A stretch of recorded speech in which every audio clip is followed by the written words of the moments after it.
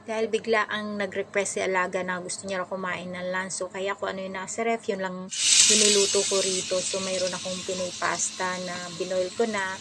Then, nagpainit ako ng olive oil. Olive oil ginamit ko. Then, minced garlic, yung fresh na mushroom,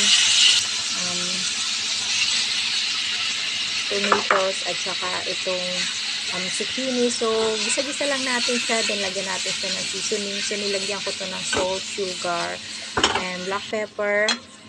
Nilagyan ko to ng mushroom powder. Pero pag wala kayo, pwede nyo lagyan ng chicken powder. Then, ayan, lagay na natin. Kapag okay na yung vegetable nyo, yung zucchini, then lagay na natin yung pasta. So, ayan, mix-mix lang natin siya. So, nilagyan ko siya ng thyme, pero optional lang, at saka ng dry basil. So, gusto kasi ng Alaga ko. Pero pag wala, ay okay lang. Tapos, lagyan siya ng chili flakes, mas masarap siya, guys. So, ayan, ready na yung lunch niya.